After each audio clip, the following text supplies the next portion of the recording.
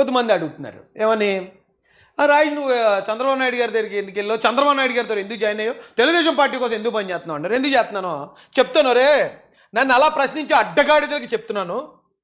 చంద్రబాబు నాయుడు గారు అసలు ఏంటి, ఆయన ఏం చెప్తే నేను ఆ పార్టీ కోసం వెళ్ళానో చూపిస్తాను రండి. కారు డ్రైవర్ సుబ్రహ్మణ్యం తల్లిదండ్రులను ఆయన ఓదార్చారు. ధైర్యంగా ఉండాలని, అండగా ఉంటామని స్పష్టం చేశారు. సుబ్రహ్మణ్యం కుటుంబానికి న్యాయం జరిగే వరకు పార్టీ తోడుగా ఉంటుందని హామీ ఇచ్చారు. సైకో ముఖ్యమంత్రిని అడుగుతున్నా, మీ ఎమ్మెల్సీ అనంతబాబు ఎవరైతే ఉన్నారో అనంతబాబు అహంకారంతో తిరిగి డెడ్ బాడీ పంపించే పరిస్థితికి వచ్చాడు. సిగ్గులేని ఈ ప్రభుత్వం ఇంతవరకు అతను సస్పెండ్ చేసే పరిస్థితిలో లేరు. జగన్మోహన్ రెడ్డి సైకో ముఖ్యమంత్రి. ఒకటే క్వశ్చన్ చేస్తున్నా, మళ్ళీ దళిత ఓటు అడగాలంటే ఆ తల్లిదండ్రులకు క్షమాపణ చెప్పి అనంతబాబును అరెస్ట్ చేసి నీ పార్టీ నుంచి డిస్మిస్ చేసి అతనికి శిక్ష పడే వరకు నువ్వు ప్రయత్నం చేస్తే అప్పుడు కనీసం నా తరపున, నా జాతి తరపున ప్రాణాలు కోల్పోయిన నా తమ్ముడు సుబ్రహ్మణ్యం తరపున నా సొంత ఇంటి పెద్ద మనిషిలా గర్జించాడు ఆయన ఆ రోజు. జగన్మోహన్ రెడ్డి, సైకో జగన్మోహన్ రెడ్డి, వీళ్ళకి క్షమాపణ చెప్పు. ఈ దళితుల్ని నీ ఎమ్మెల్సీ చంపితే ఆ ఎమ్మెల్సీని నువ్వు సస్పెండ్ చేయలేదని నా తరపున, నా కుటుంబం తరపున మాట్లాడాడు ఆయన. ఇప్పుడు ఈ రోజున కూటమి వచ్చిన తర్వాత అక్కడ అలా జరిగిపోయింది, ఇక్కడ ఎలా జరిగిపోయిందని లేని కొన్ని పుకార్లు సృష్టించారు. ఓకే, మంచిదే.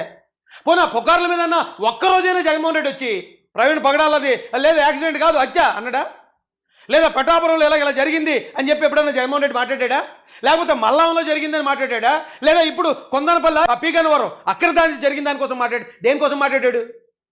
అసలు నేను టీడీపీలోకి ఎందుకు వెళ్ళిన అడగడం కాదురా, చావలేని చావడ దద్దమ్మలారా, మీరు ఇంకా ఎందుకు అక్కడ పడి ఉన్నారు? ఏం చేశాడు మీకోసం? చంద్రబాబు నాయుడు గారు వచ్చి ఎస్సీల కోసం ఇన్నోవా కార్లు ఇచ్చి ఓనర్లు చేశాడు. జగన్మోహన్ రెడ్డి వచ్చి అదే ఎస్సీ కార్పొరేషన్ మొక్కలు చేసి రూపాయి కూడా ఇవ్వలేదు కదరా, ఒక్క గవర్నమెంట్ ఉద్యోగం ఇవ్వలేదురా. ఇది రిజర్వేషన్లో మన వాళ్ళకి. లోకేష్ గారు వచ్చి రావడంతో 16,000 టీచర్ ఉద్యోగాలు, అందులో 15% ఎస్సీలకు వస్తాయి ఉద్యోగాలు. పోలీసు ఉద్యోగాలు 6,000, అందులో 15% ఎస్సీలకు వస్తాయి. అరే వీళ్ళు డైరెక్ట్గా జాతికి ఇంత మేలు చేస్తూ ఉంటే ఎందుకున్నావు నువ్వు అక్కడ ఉండాల్సిన పని ఏంటి? అలా మీరు ఎందుకు ఉన్నారు అక్కడ? బలి పశువులను ఉన్నారు రే, మిమ్మల్ని బలి పశువులు చేసి వదిలేస్తున్నారు తప్ప ఏముంది మీకు పార్టీలో గుర్తింపు? 72 గంటలైంది. మీ ఎమ్మెల్సీ ఎక్కడున్నారో చెప్పాల్సిన బాధ్యత మీ పైన. సిబిఐ దర్యాప్తు జరగాల్సిందే. అంతేకాకుండా ఆ కుటుంబాన్ని ఆదుకుని ₹1 కోటి ఎక్స్గ్రేషియా ఈ ప్రభుత్వం ప్రకటించాల. దళిత కుర్రోడిని అతి దారుణం ఎమ్మెల్సీ చంపేస్తే ఎందుకు ఎక్స్గ్రేషియా ప్రకటించలేదు ఈ ప్రభుత్వాన్ని నేను నిలదీస్తున్నాను. పక్క జిల్లానే హోంమంత్రి గారి జిల్లా, ఎందుకు వెళ్ళా, ఎందుకు కుటుంబానికి అండగా నిలబడరా? ఇప్పుడన్నా ప్రజలకి వాస్తవాలు చెప్పండి. ఎమ్మెల్సీని తక్షణం అరెస్ట్ చేయండి. 24 గంటలు టైం ఇస్తున్నాం మేము. మీరు చేయకపోతే ఆంధ్ర రాష్ట్ర వ్యాప్తంగా పెద్ద ఎత్తున తెలుగుదేశం పార్టీ ఉద్యమిస్తుందని కూడా ఈ ప్రభుత్వాన్ని హెచ్చరిక జారీ చేస్తారు. అదే వైసీపీలో ఎస్సీ రిజర్వ్ స్థానాల్లో నెగ్గినోడు కూడా ఇంత ధైర్యంగా మాట్లాడలేదురా. ఎస్సీ రిజర్వ్ స్థానాల్లో నెగ్గిన ఎస్సీలు కూడా ఇంత ధైర్యంగా మాట్లాడలేదు. మన కుటుంబ పెద్దగా, మన అన్నగా, తమ్ముడుగా వాళ్ళు వచ్చి మన తరపున అంత ధైర్యంగా మాట్లాడి నిలబడితే సిగ్గుందరే మీకు వాళ్ళని అసలు విమర్శించడానికి? అర్హత ఉందా మీకు అసలు వాళ్ళని విమర్శించడానికి? సిగ్గులేని అడ్డగాడిదెళ్ళారా? ఏం బతుకుతున్నారా బాబు? ఇప్పుడు జగన్ కోసం ఎవరో 4-5 రప్పగలు తయారైపోయి గంజాయి కొట్టేసి అన్న కొడుకులు కులం ముసుగు మతం ముసుగు తొడిగేసి రఘురామరాజు గారి మీద మరొకరి మీద గొడవ తెచ్చేస్తే మొత్తం కులం అంతటిని వాళ్ళు టార్గెట్ చేస్తారు, వాళ్ళు శత్రువుగా చూస్తారు. ఇక అక్కడి నుంచి ఏముంటుంది? ఇక ప్రకాశం జిల్లా చీరాలలో ఎస్సీ యువకుడు కిరణ్ కుమార్ మాస్క్ పెట్టుకోలేదంటూ పోలీసులు కొట్టి చంపి ఏడాదైనా చర్యలు తీసుకోలేదని తెలుగుదేశం జాతీయ ప్రధాన కార్యదర్శి నారా లోకేష్ మండిపడ్డారు. బాధిత కుటుంబానికి 50 లక్షల రూపాయల పరిహారం ఇవ్వాలని డిమాండ్ చేశారు. తల్లి, తండ్రి, చెల్లెల్ని కంటికి రెప్పలా కాపాడే కిరణ్ ను వైకాపా సెక్షన్ కింద కిరాతకంగా చంపడానికి మనసులా ఒప్పిందని ప్రశ్నించారు.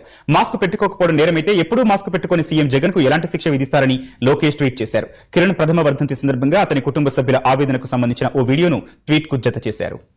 మన తరపున పోరాడారు వాళ్ళు. మనకు అన్యాయం జరిగిన ప్రతి చోట వచ్చి మన ఇంటి పెద్దగా నిలబడి మన తరపున మాట్లాడారు వాళ్ళు. ఆ విశ్వాసం నాకు ఉంది కాబట్టే, లేదు వీళ్ళు మన కోసం ఇంత వన్ సైడెడ్గా నిలబడి సైకో జగన్ అని చెప్పి జగన్తోనే తలపడుతున్న ఇలాంటి కుటుంబానికి మనం తోడుగా ఉండాలి, వారితో పాటు మనం ఉంటే కనీసం విశ్వాసం చూపించినట్టు అవుద్దని ఆ పార్టీలో జాయిన్ అయ్యాను. ఆ పార్టీ కోసం పనిచేస్తున్నాను నేను. మీరెందుకు పనిచేస్తున్నారా? ఎందుకు చేస్తున్నారు? ఒరే మీకు అందరికీ మాట చెప్తాను రా, వైసీపీలో ఇప్పటికీ జగన్ కోసం ఇలాంటి అల్లర్లు చేసి రప్పా అని చెప్పి కత్తులు పట్టుకుని తిరిగి, లేకపోతే పొట్టేళ్ళన్నరికి బొక్కలకు వెళ్ళిపోతున్న ప్రతి సైకోగాడికి, ముఖ్యంగా దళిత కులంలో ఎందుకు పనికి రాకుండా కేసులు లేకపోతే దాడులకు గురయ్యే తింగరనాయాలకు చెప్తున్నాను నేను. జగన్ వల్ల తెలుగుదేశం పార్టీకో జనసేన పార్టీకో జగన్ను వ్యతిరేకించే వాళ్ళకో ఏం ప్రమాదం లేదు అబ్బాయి. జగన్ వల్ల ఎవరికన్నా ఉంది ప్రమాదం అంటే అతన్ని నమ్మిన వాళ్ళకి అతని కోసం పనిచేసే వాళ్ళకి మాత్రమే ప్రమాదం. ఉదాహరణ చెప్తాను రా. వివేకానంద రెడ్డి గారు జగన్ గారి కోసమే పనిచేశారు. ఏమయ్యారు? వైఎస్ విజయమ్మ గారు జగన్మోహన్ రెడ్డి గారిని కని పెంచి ఆయన కోసం పనిచేసిన ఆవిడ ఏమైంది? జగన్మోహన్ రెడ్డి గారి కోసం పాపం జైలుకి పెట్టేశారని జగన్మోహన్ రెడ్డి గారి కోసం మిగిలిన పాదయాత్ర అంతా పాపం వేల కిలోమీటర్లు నడిచింది షర్మిలారెడ్డి గారు. ఏమయ్యారు? జగన్మోహన్ రెడ్డి గారి కోసం క్రైస్తవుల్ని, పాస్టర్లని, నాలాంటి వాళ్ళని అందరినీ ఏకం చేసి 2019లో ఆయన గెలుపు కారణమైన బ్రదర్ అనిల్ ఏమయ్యాడు? జగన్మోహన్ రెడ్డి గారి కోసం పనిచేసిన ఐఏఎస్ శ్రీలక్ష్మి గారి దగ్గర నుంచి మొన్న సస్పెండ్ అయిపోయి మొత్తం పరండాల పాలైపోయిన డీజీపీలు, ఎస్పీలు, ఎస్ఐలు వీళ్ళందరూ జగన్ గారి కోసం పనిచేసిన వాళ్ళే. ఏమయ్యారు? కల్లాసర అబ్బాయిలు. ఇప్పుడు కూడా ఎస్సీల్లో ఎవరైతే జగన్ గారి కోసం బట్టలు చింపుకుంటూ మేము కాపులతో గొడవెట్టుకుంటామండి, మేము హిందువులతో గొడవెట్టుకుంటామండి, మేము అగ్ర కులాలను తిట్టేస్తామండి, మీ దగ్గర మీ మెప్పు కోసం అని ఎవరైతే తిరుగుతున్నాడో మడిసిపోయేది మీరే పోతారు.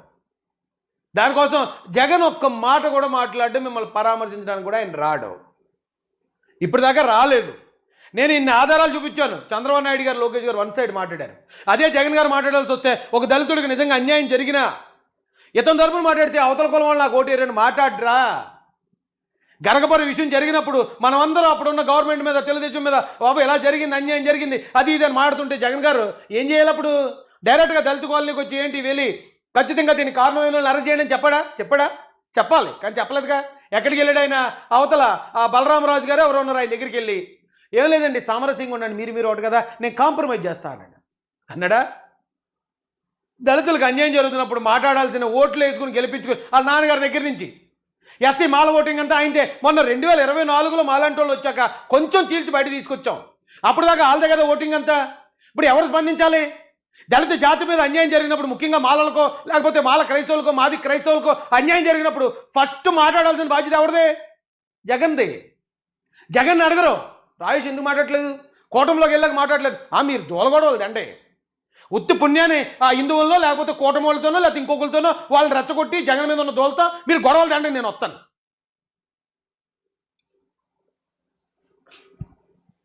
డాక్టర్ సుధాకర్ కుటుంబ సభ్యులను పరామర్శించారు టీడీపీ జాతీయ ప్రధాన కార్యదర్శి నారా లోకేష్.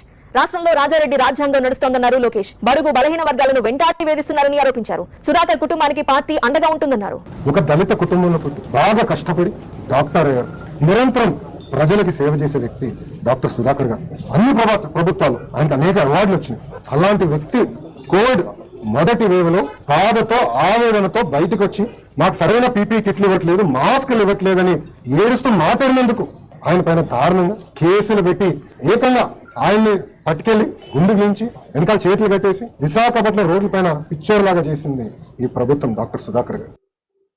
జగన్ గారు ఎలా మాట్లాడింది, ఎస్సీల కోసం మాట్లాడింది ఒక్కటి చూపించండి చాలు. ఒక్క వీడియో చూపించండి రా బాబు. ఇంత పబ్లిక్గా డైరెక్ట్గా వచ్చి సొంత కుటుంబ సభ్యుల కోసం మాట్లాడినట్టు పోరాడారు రా రోజున చంద్రబాబు నాయుడు గారు, లోకేష్ గారుని. వాళ్ళని ఆడిపోసుకుంటే మట్టు కొట్టిపోతారు ఎదవల్లారా.